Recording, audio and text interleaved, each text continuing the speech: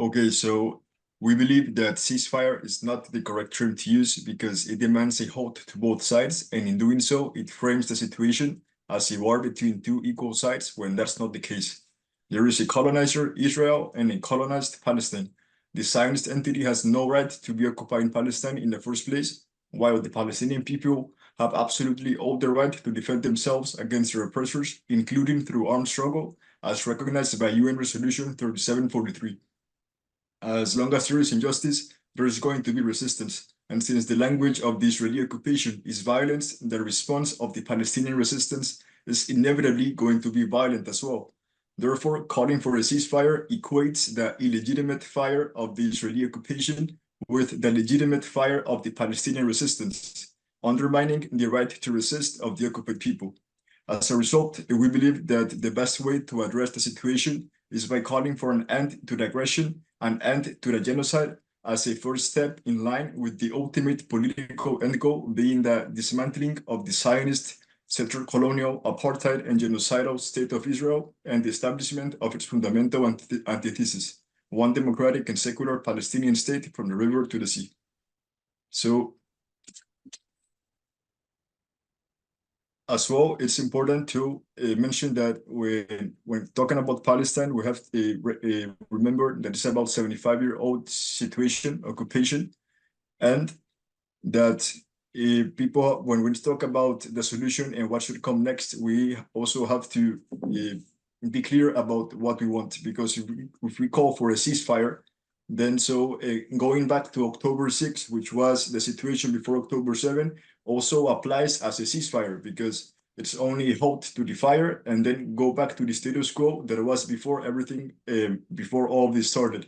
And the reality is that the occupation, the problem in Palestine did not start in October 7th, but it started way before. It started with the foundation of the state of Israel itself, because it came at the expense of the Palestinian people as a settler colonial movement that replaced the Palestinian people and killed them in the process.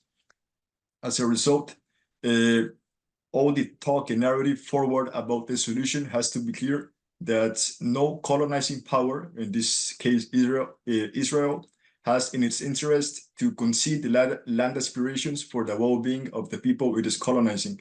And therefore, there cannot be a future peace or a two-state solution as people want to claim if we have an entity that its mere existence comes at the expense of the Palestinian people. And so we have to tackle the root of the problem, and that's to eliminate the root and to replace it by a new alternative, a new political alternative. And so, as well, when talking about the ceasefire, it's important to recognize that, as I mentioned before, these are not two equal sides. This is not a war. There is a colonizer and the colonized. There is an oppressor and an oppressed. And so the Palestinian people have all the right to resist their occupiers as long as possible and as by all means necessary, because it's something about their own existence.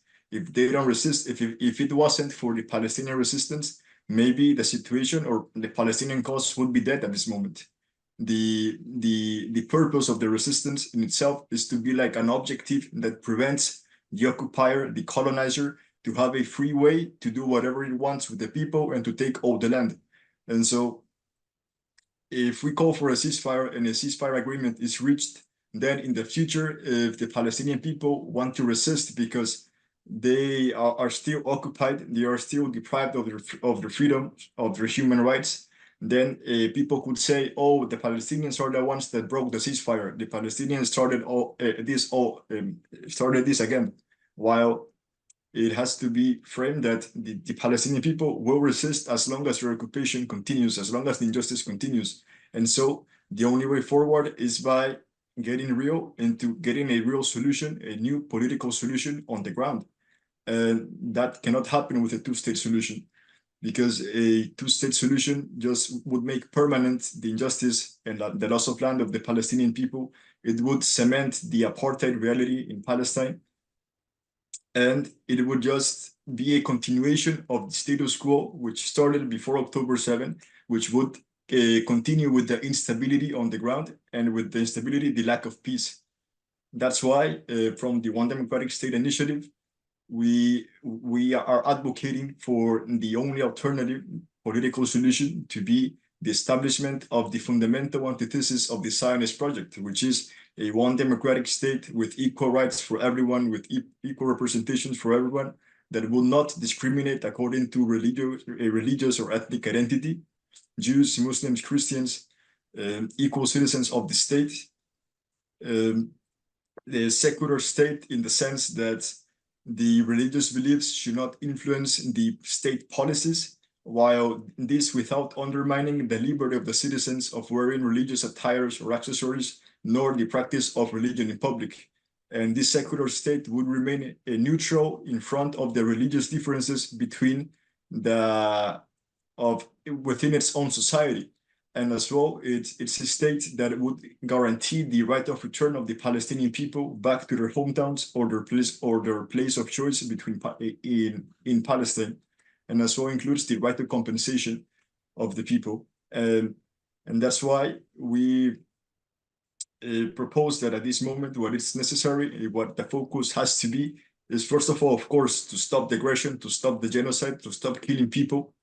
But that's not enough, because if, let's say, we have the genocide one day will end, but that does not mean the harm, it's already done.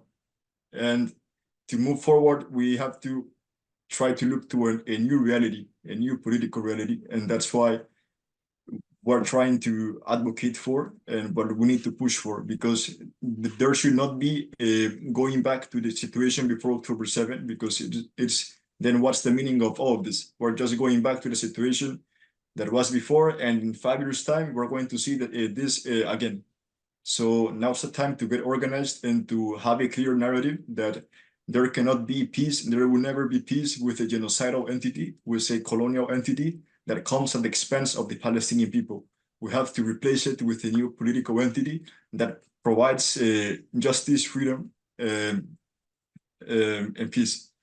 So that's what we're trying to do at this moment.